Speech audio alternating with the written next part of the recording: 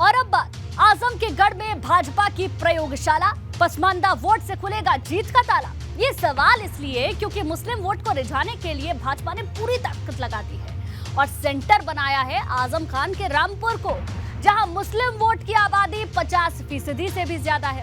लेकिन बड़ा सवाल ये है कि क्या मुसलमान भाजपा के लिए दरी बिछाएगा?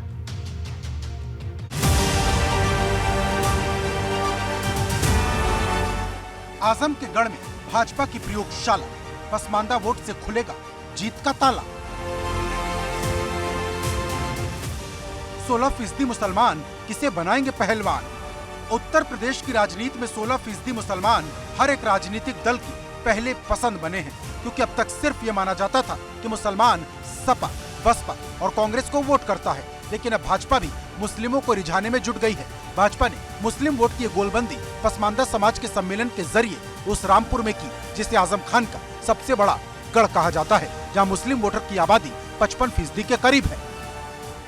जो पसमानदा समाज का जो सम्मेलन है, ये दूसरा सम्मेलन है। इससे पहले लखनऊ में किया था अल्पसंख्यक भाजपा मोर्चे ने, और ये अब रामपुर में हो रहा है। और सबसे बड़ी बात यह है कि रामपुर में विधानसभा उपचुनाव का भी ऐलान हो चुका है। 5 दिसंबर को यहाँ पर मतदान होगा और उसके बाद जल्द ही उत्तर प्रदेश में निकाय चुनाव भी आ रहे हैं। तो अभी देखना ये होगा कि भारतीय जनता पार्टी ने जो कोशिश की है पसमानदा समाज को भाजपा से जोड़ने की, उसमें उसको कितनी कामयाबी चुनाव में मिलती है। वहीं जानकारों की माने तो भाजपा मुस्लिम वोटर को अपने पाले में लाकर सपा का खेल खराब करने की तैयारी में है, क्योंकि 2022 में सपा को मुस्लिमों ने बढ़ चढ़कर वोट दिया, जिससे सपा का वोट पहली बार 32% तक पहुंच गया। ऐसे में थोड़ा भी वोट टूटा तो सपा के लिए बड़ा डेंट होगा। हालांकि सपा का दावा है भाजपा के इन सम्मेलनों से कोई असर नहीं होगा।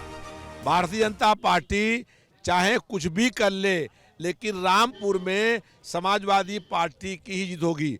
और जो सम्मेलन वो कर रहे हैं उसमें उस समाज के बहुत कम संख्या में लोग हैं। पार्टी के उनके कार्यकर्ता बन करके वहाँ लोग बैठ गए हैं और वहाँ पर पूरा मुस्लिम, पूरा दलित, पूरा पिछड़ा वर्ग के लोग समाजवादी पार्टी के साथ हैं। देखिए, राष्ट्रीय अध्यक्ष जी निश्चित रूप से पार्टी के मुखिया हैं और उनके नेतृत्व में रामपुर भी हम जीतेंगे और सब जगह जीतेंगे। जो हमारा गठबंधन है वो निश्चित रूप से हर जगह जीतेगा और निश्चित रूप से आने वाले समय में समाजवादी पार्टी बहुत मजबूती से हर मुद्दे पर लड़ेगी। आक्रामक होकर भारतीय जनता पार्टी के जुल्म, अत्याचार, भ्रष्टाचार के खिलाफ मुखर होकर हम लोग लड़ेंगे, अपनी आवाज़ को, अपनी बात को रखेंगे और भारतीय जनता पार्टी को हराने का काम करेंगे। भारतीय जनता पार्टी का मिशन पसमानदा समाजवादी पार्टी के लिए खतरे की घंटी बजा सकता है, क्योंकि अगर थोड़ा सा भी वोट भाजपा की तरफ चला जाता है तो इससे सबसे ज़्यादा नुकसान समाजवादी पार्टी को होगा।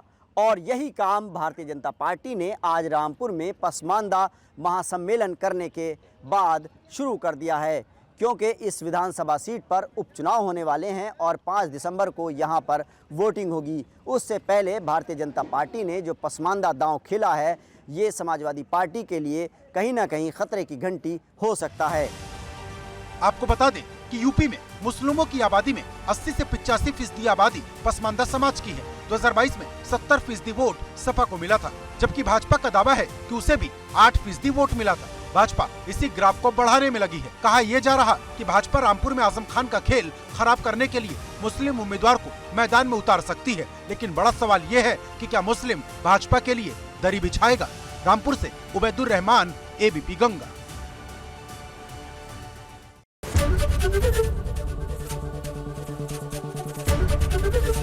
एबीपी गंगा, खबर आपकी, जुबान आपकी।